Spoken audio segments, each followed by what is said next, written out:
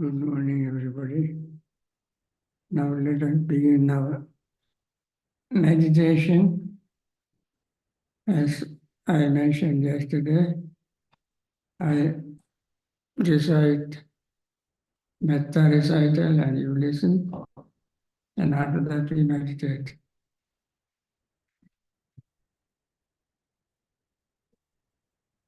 May all beings be happy and secure.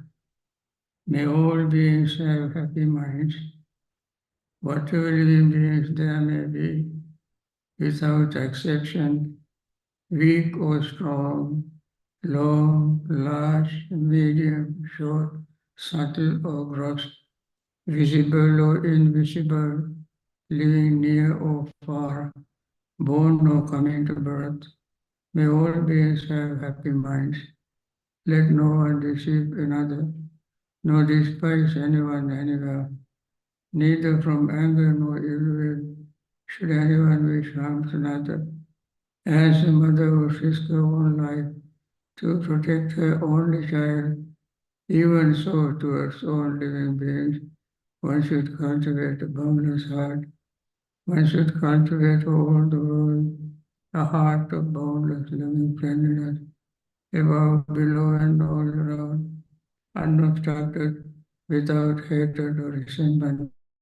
Whether standing, or walking, sitting, lying down, or in a wave, one should develop this mindfulness. This is called divinely dwelling here, not falling into erroneous views, but virtuous and endowed with vision, removing desire for sensual pleasures. One comes never again to birth in the womb. With this metta thought in mind, let us meditate. Instruction would be the same as yesterday. Keep the body straight, upright, and relaxed. Close your eyes and focus your attention on your breathing and breathe deeply in, breathe out deeply so that all your air, all the lungs in the air will be expelled, and then the lungs has full capacity to inhale next time. So each time you breathe in, you do that so that you get a lot of oxygen that keeps you alert, awake.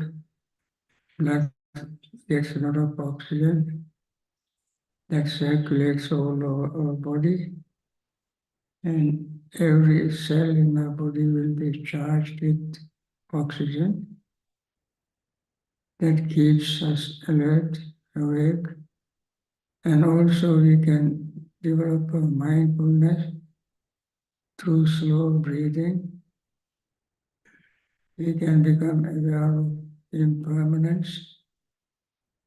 Whatever is impermanence is unsatisfactory. Whatever impermanent, unsatisfactory is not self, then we see this is not mine, this I am not, this is not myself. That means the feeling, perception, thoughts, and consciousness are not mine, nor am I them, nor they are self.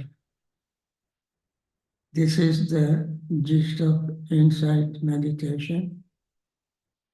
We try to develop this gradually and slowly.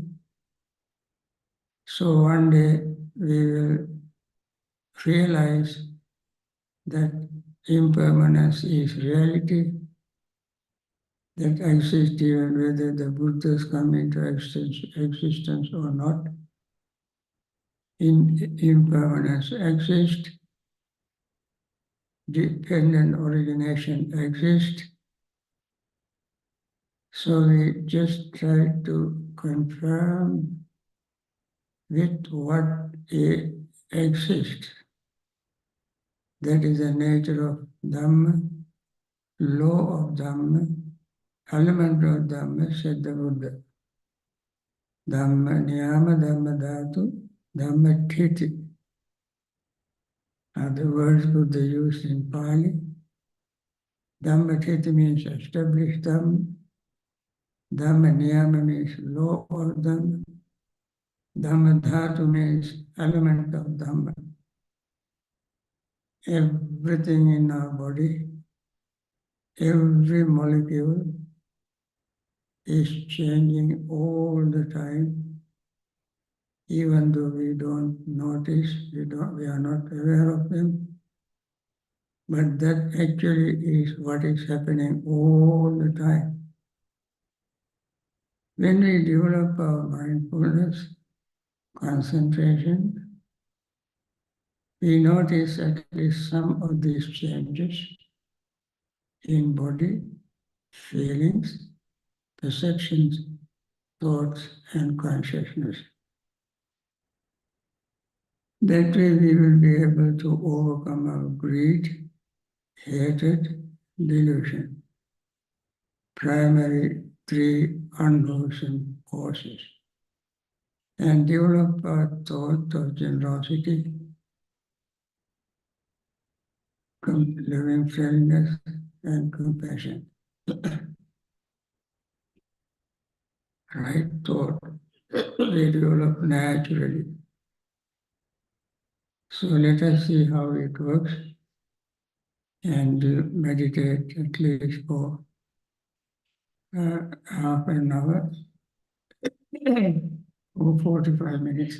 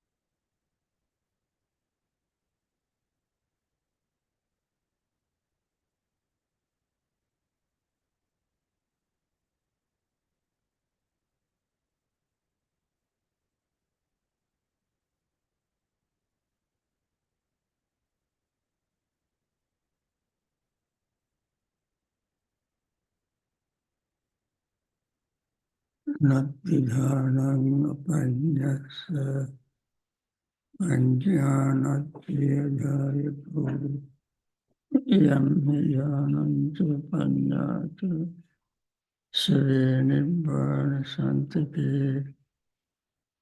There is no concentration without wisdom, no wisdom without concentration. One who has both wisdom and concentration is close to peace and emancipation.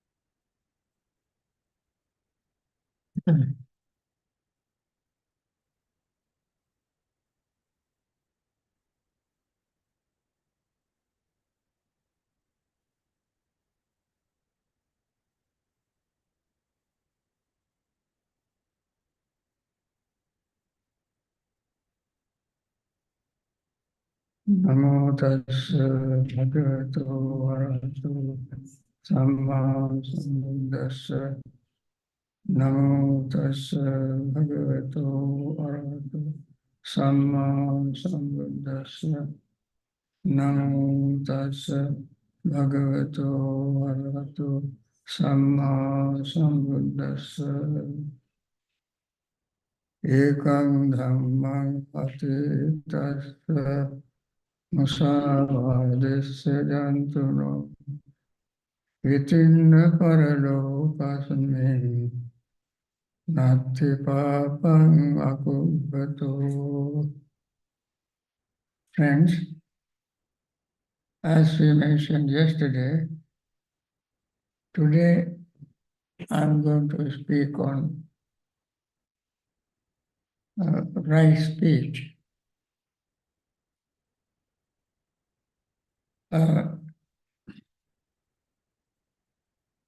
This is the third steps of the Noble Eightfold Path. This falls into the category of sila, morality. You first learn understanding, then thinking. With this background, you observe morality, moral principles.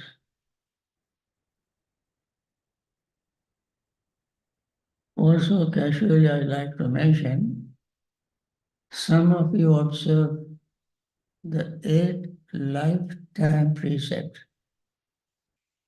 Are there anybody who are observing 8 lifetime precepts? 1, 2, 3, 4. Okay. 4. Observing 8 lifetime precepts. In the 8 life, where do we get the 8 lifetime precepts from? From the Noble Eightfold Path. These are right speech, right action, right livelihood. When we decompress these 3, right speech has 4,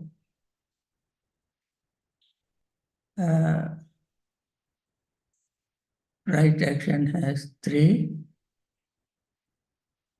4, 3, 7, right livelihood has 1. When these 8 put together, we call it 8 lifetime precept. So, anybody who wants to follow the Noble Eightfold Path can follow these 3 steps, or lifetime precept. Okay, that much I want to mention casually, because you might be wondering where we get this 8 lifetime precept. It is right in the core heart teaching of the Buddha. So today we are going to discuss on the right speech.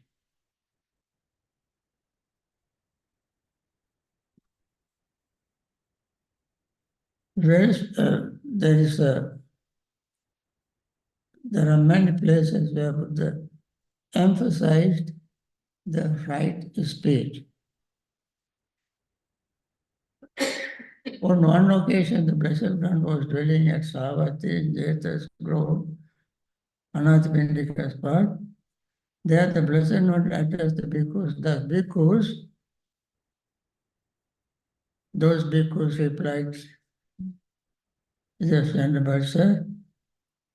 Then the Buddha said, bhikkhus, when speech possesses 4 factors, it is well spoken, not badly spoken, and it is blameless and irreproachable by the wise.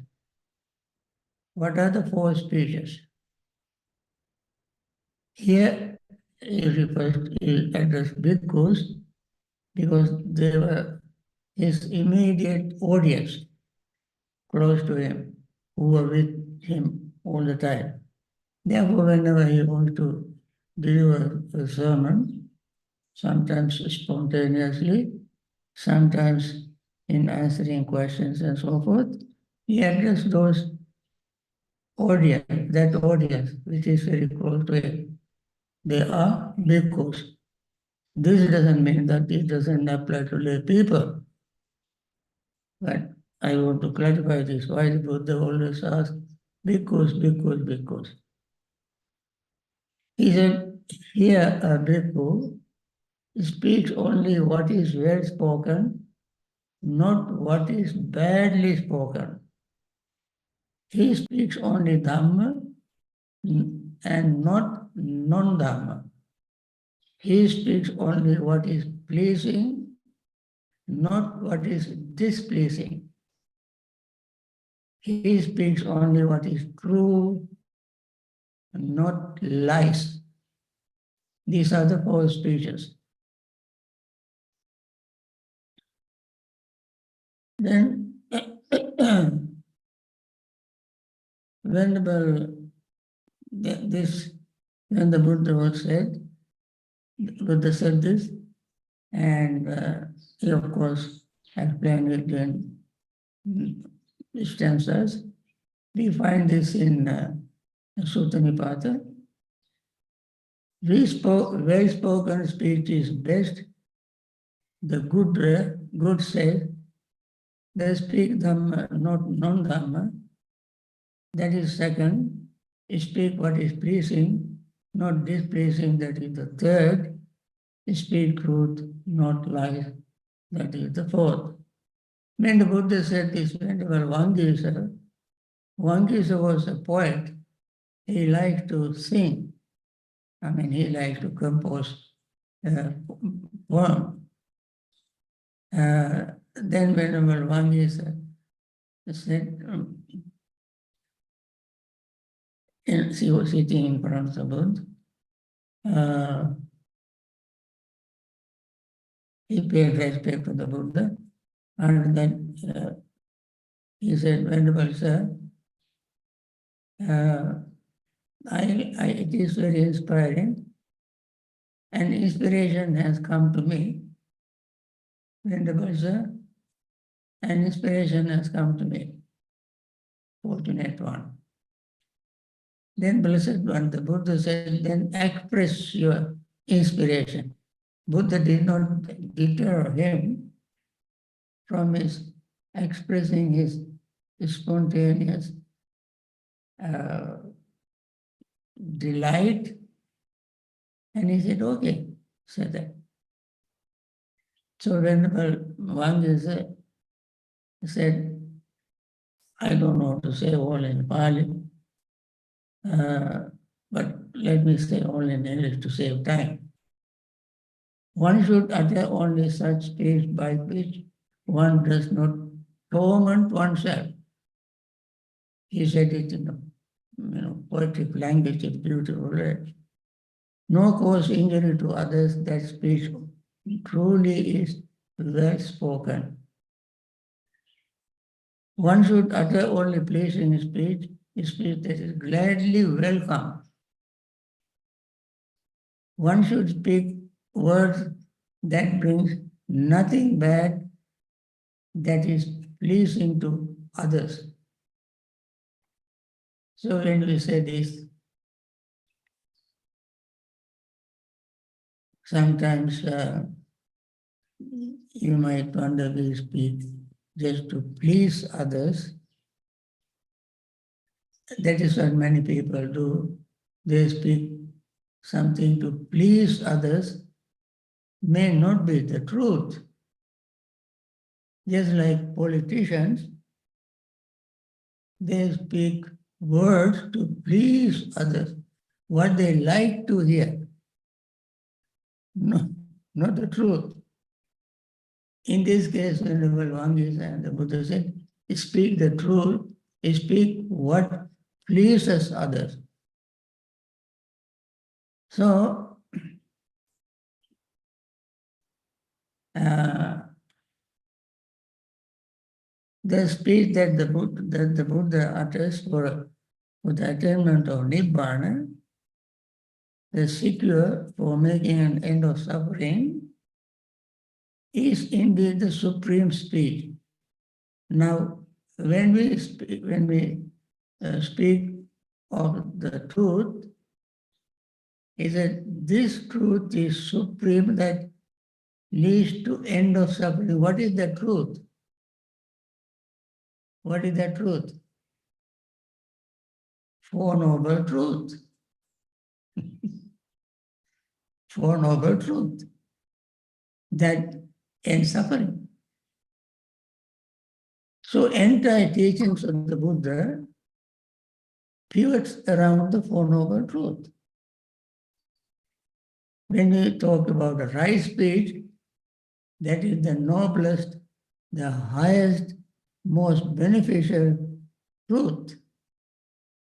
Four Noble Truths. You see? That ends suffering. All we find in this particular discourse, find in the Sutta Nipata. And when we are, it is said, there's a very beautiful Pali stanza. Purisasya, I love to say it in Pali. Purisasya jatasya kuthari jayate mukhe. Yena chintati attanam balo dhummedino janam. Every person who is born with an axe in his mouth. A fool who uses abusive language cuts himself and others with this axe. It's a very wonderful, that also you find in Sutta Nipata. We are all born with an axe here in the earth. In this axe, there's a blade inside that is wagging always, up and down, and this and that. There's a blade. That is called tongue. We wag this tongue unnecessarily. And when we wag it, we can destroy ourselves as well as others. It's a very, very, very beautiful instance. And therefore, right speech is absolutely necessary, not only for Buddhists, but for anybody. And in another place, Buddha said, if you want to go to heaven, you can do only three things. What are the three things? Satyam bhane, nakujjaya, dajja pasmi yajito, ete tirthane gacche devana santike. Satyam bhane, speak the truth. Anybody can speak the truth. Buddhist, Hindu, Muslim, Jew, communist, those who don't have religion, anybody, if they want, they can speak the truth. That qualifies them to go to heaven. It is so wonderful. Second, nakujjaya, don't get angry. Don't get angry. Practice metta. When you practice metta, uttaring apparvijantu brahmaloko bhavati. When you practice metta and do not attain high level of enlightenment, you can go to Brahma realms, the highest realm of existence in samsara. So, don't get angry. Who cannot practice this? Anybody can practice. You don't need to be a Buddhist, Hindu, Muslim, no religion. Anybody can speak the truth and then go to heaven. Third qualification is Dajja Pasmapi Yachito. If asked, give whatever you can. By giving, by practicing generosity, you can go to heaven. To be generous, you don't have to be a Buddhist. Anybody can become generous. Even a child who does not know any religion can become generous, sharing his own candy, his toy, and so forth with other children. So, one of them is speaking the truth, right speech. And then,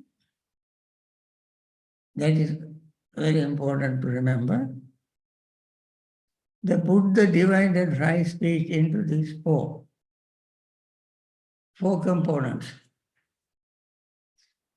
What are they? Abstaining from false speech, abstaining from slanderous speech, abstaining from harsh speech, and abstaining from idle chatter. You say, Musavada Veramani, Pisunavata Veramani, Parusavata Veramani, Sampapalapa Veramani.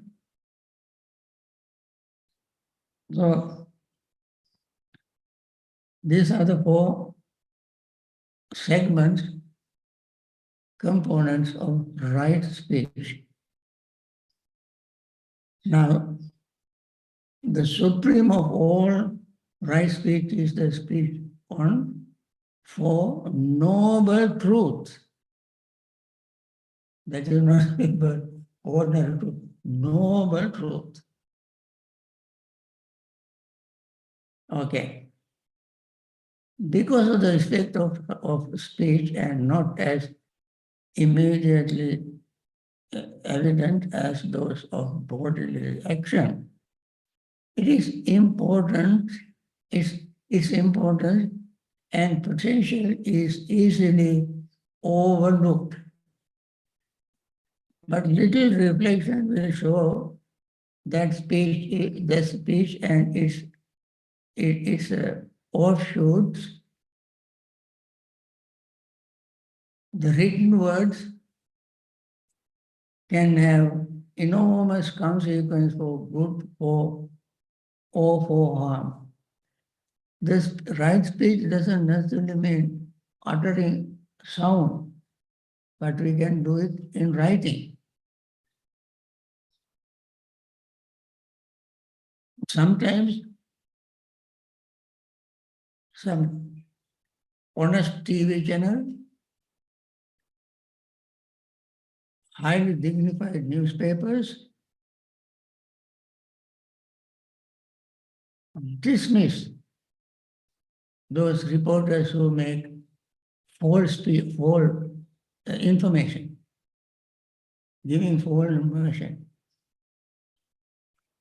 And it can be very damaging, but the person thinks that it is correct, but without knowing it, publish it, announce it, and then it damages the organization, institute, press, and therefore that person has to be very careful. In this modern society, it happens.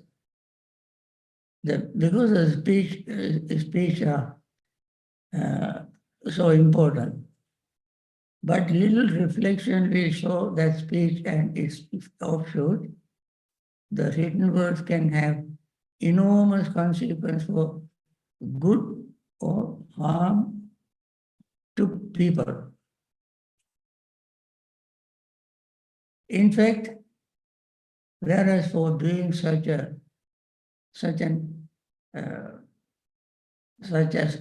animals who live at the proverbial level, physical action is of dominant, that is dominant concern. For human, immersed in verbal communication, speech gain absolutely necessary position for them to stand out of all other beings.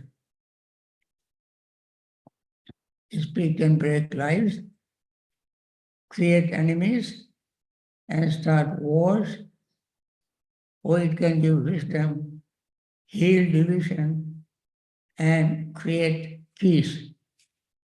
This has always been so.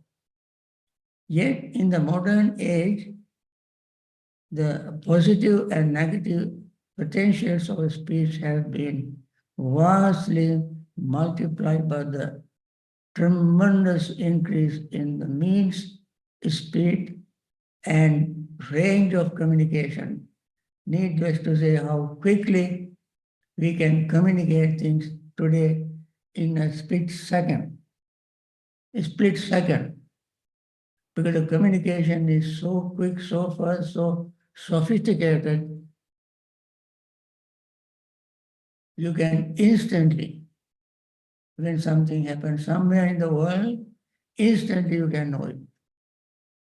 See the danger if we use this X in our mouth, see how quickly we can poison people's mind or bring news to people.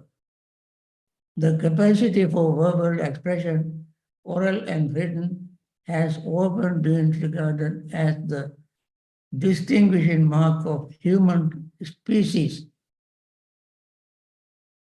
So now let us see the speeches. I said 4 segments are there. Number 1, abstaining from false speech.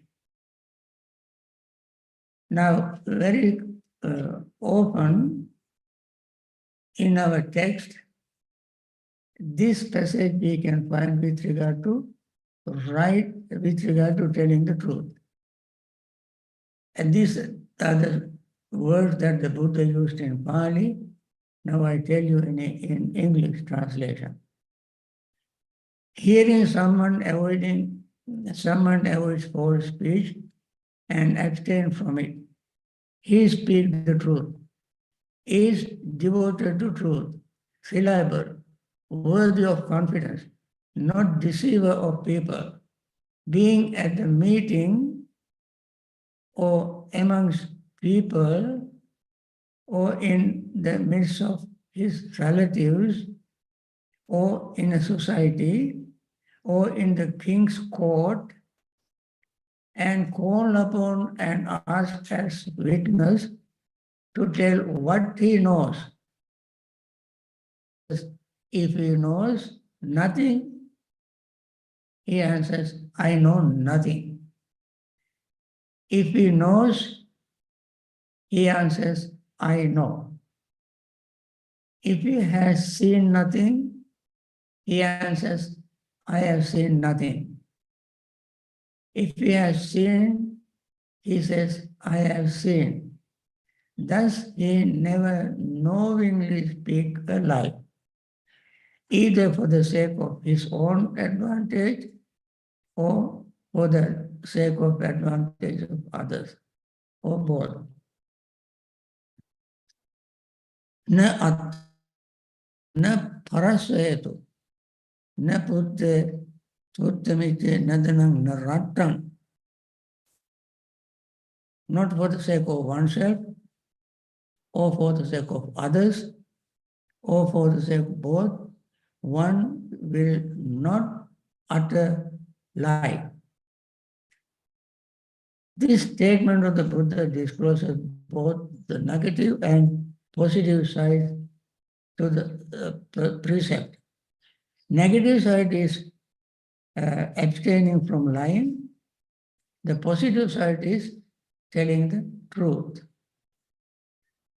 Determinative factor behind the transgression is, what is the determining factor of transgression? This is intention. Intention to deceive someone. If one speaks something false, believing it to be true, there is no breach of precept, as the intention is absent. Something if it is false, he does not know that it is false, and he has no intention to deceive somebody, and he utters it. So the person is not guilty of telling lies. Though the deceiver intention is common to all cases of false speech, lies can appear in different guises, depending on the motivating root, whether greed, hatred, or delusion. We can lie with greed or hatred or delusion. These are the motivating factor. Greed as the chief motive results in the lie, aimed at gaining some personal advantage for oneself or close relative, material wealth, position, respect, or admiration.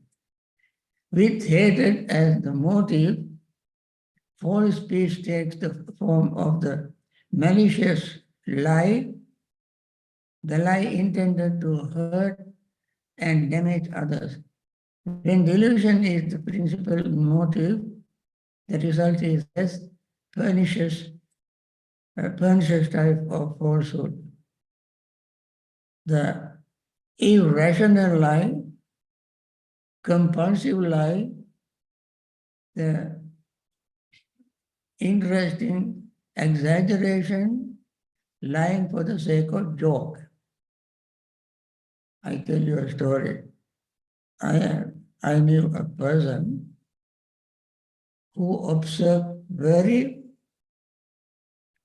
unbroken principle. His principle is, no, people today they lie, tomorrow they tell the truth, and today they tell the truth, tomorrow lie. This person maintained one principle for no reason, nobody, at any place, never in his life he wanted to tell the truth. He maintained that principle. Never wanted to tell the truth. If I tell the truth, he gets angry. So, there are people like that.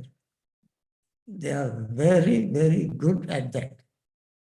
All they have to do is to tell one truth, one lie, and tell another lie to cover that. And then they'll tell another lie to cover those two lies. So it keeps on building up this habit, and it becomes so pathological.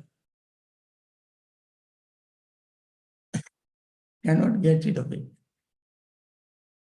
And the Buddha said in my beginning stance, I said, Ekam dhammam atitasa musavadesa jantano vitina paralokasa natti papam akupato. When somebody breaks one principle, there is nothing wrong he can do. I mean, he cannot do nothing. If you break one principle, that person can break anything, any ethical principle. What is that principle? Is telling lies. You know, Bodhisattva in samsara, he practiced, according to our tradition, perfections. He broke certain principles, certain ethical rules. Could be stealing, even, fighting, even killing and so forth. But one principle he never broke. That is telling the truth. As I said, my friend who observed the principle of never telling the lie, the truth, both observed the principle of never telling a lie. He always told the truth, the Bodhisattva. So,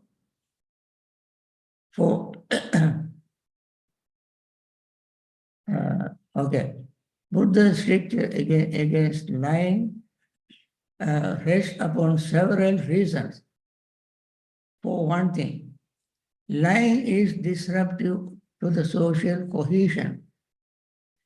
People can live together in society only in an atmosphere of mature trust, where they have reason to believe that others will speak the truth. By destroying the grounds of the trust and including mass suspicion, widespread lying becomes the harbinger signaling the false from social solidarity to chaos. But lying has other consequences of deeply personal nature, at least equally disastrous. By their very nature, lies tend to proliferate. Lie, as I said, we have to tell one lie and then tell another lie to cover it. That is how lie proliferate, multiply. Lying once and finding our words suspects, we feel compelled to lie again to defend our credibility,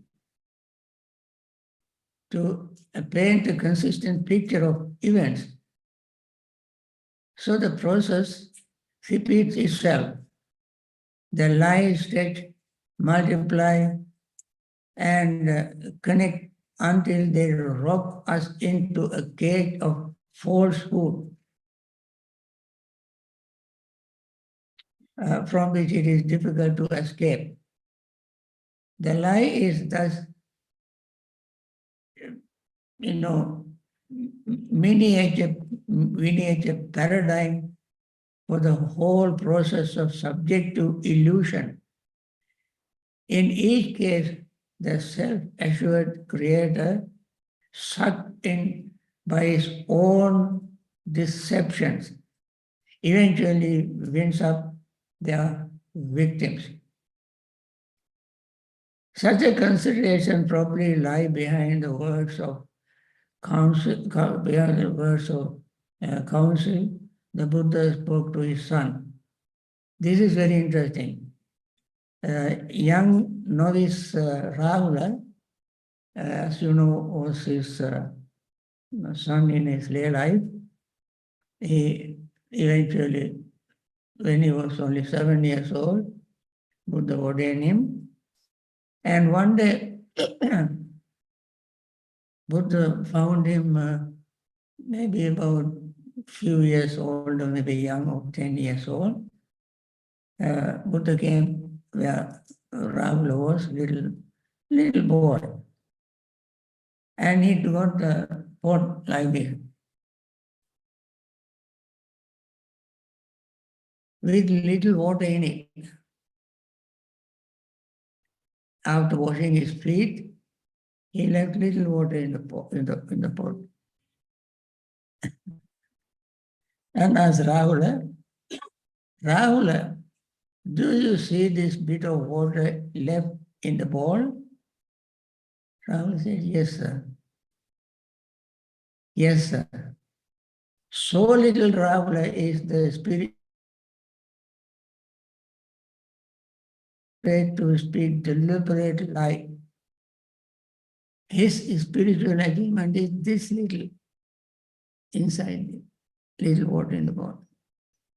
If we deliberately, intentionally tell lie, then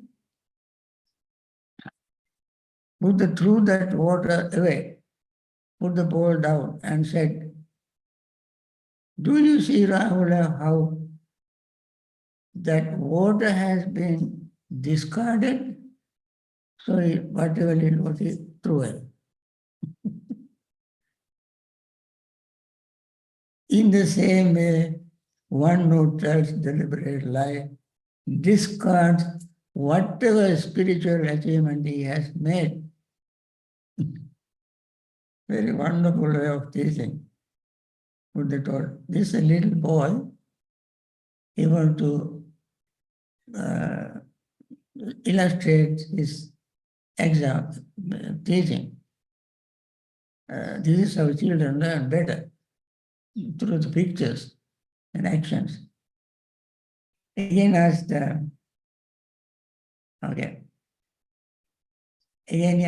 do you see how this bowl is now empty after throwing this out? In the same way, one who has no shame in speaking lies is empty of spiritual achievement. He showed him this is empty. Nothing there. Then Buddha turned the bowl upside down like this. Do you see, Rahula, how this bowl has been turned upside down? In the same way, one who tells deliberate lie turns his spiritual achievements upside down and becomes incapable of making any progress. This is a wonderful way of teaching. So, whenever Ravana, every day he took a handful of sand and throw in the air and said, let me receive advices today as many sands in this, as many grains in this handful of sand.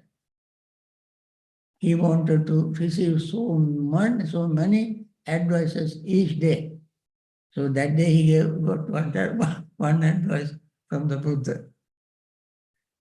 So, therefore, Buddha concluded one should not speak deliberate lie, even in just even as a joke. It is that in the course of his long training, I mentioned it, long training of enlightenment or many lives, Bodhisattva can break all moral precepts except the pledge to speak the truth. He could break any principle, but the truth, breaking this principle. The reason for this is very profound and reveals that the commitment to the truth has significant transcending the domain of ethical and moral purification, taking us to the domain of knowledge and being. Truthful speech provides a sphere of intentional communications parallel to wisdom in the sphere of private understanding. And the two are respectively the outward and inward modalities of the same commitment to what is said. Okay, this is called Satya, truth. So, I try to run through this very quickly. Next, right speech is abstaining from slanderous speech, avoiding malicious talk. This is what we find in text. He avoids slanderous speech and abstains from it. What he has heard here, he does not repeat there, so as to cause dissension there. And what he has heard there, he does not repeat here, so as to cause dissension here. Thus he unites those that are divided and those that are united. He encourages them, concords gladness him, and delight and rejoices in concord. And it is concord that he speaks, that he likes to spread by or through words. Now, slanderous speech. Slanderous speech is intended to create enmity and division, to alienate one person or group from another. The motive behind such speech is generally, what should be the motive of using malicious speech? Aversion.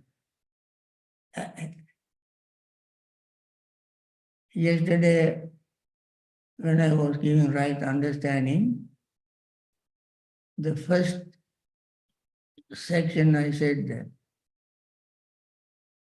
unwholesome, the root of unwholesome.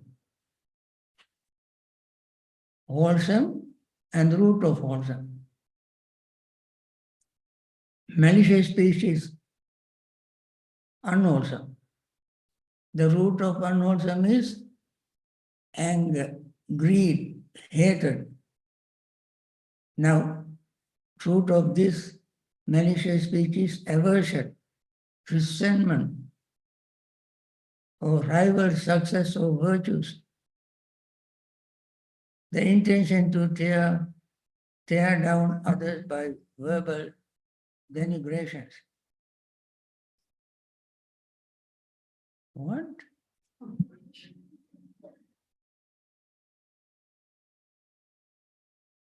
Okay. I must run through this very quickly.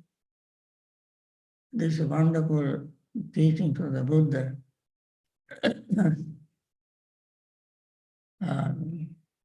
There are stories also tell, but I don't have time. But this story I must mention. There was a king called Ajatasattu. He wanted to invade Vesali, Lichavis, who lived in Vesali. But before his invasion, he went to see the Buddha and asked the Buddha, Venerable Sir, I am planning to invade Lichavi kingdom. Then Buddha said, you cannot do that. Why? They are united. They are friendly. There are 7 factors Buddha gave. I have no time to explain all these things. They are united, very friendly, cordial, and so long as they observe these principles, you cannot defeat them. Then what others have to do, he called his prime minister, Magadha Vasakara, and gave him a very silly advice. It's very silly. He said to Vasakara, you go to Lichavi's community and you see 1 or 2 or 3 of them together and you whisper to one person's ears that there is rice in the seed of paddy. Paddy is this thing, there's a husk inside the, you remove the husk inside the rice, that's what we eat. That's not a big deal. But that's all he said. He whispered to his ear that the paddy has rice seed in it, or rice seed in the paddy seed. When Vasakara left, other Lichavi asked this one, what did he say? Oh, he said nothing. He said, there is rice in the paddy seed. And so this fellow doesn't trust me. He might have told him something very serious. He doesn't trust me. And he lied to me. He suspected him. And he told others that so-and-so don't trust us, doesn't trust us. So-and-so came and whispered something very secret, serious into his ears. When I asked him, he said this, which fool does not know that rice is in the paddy seed?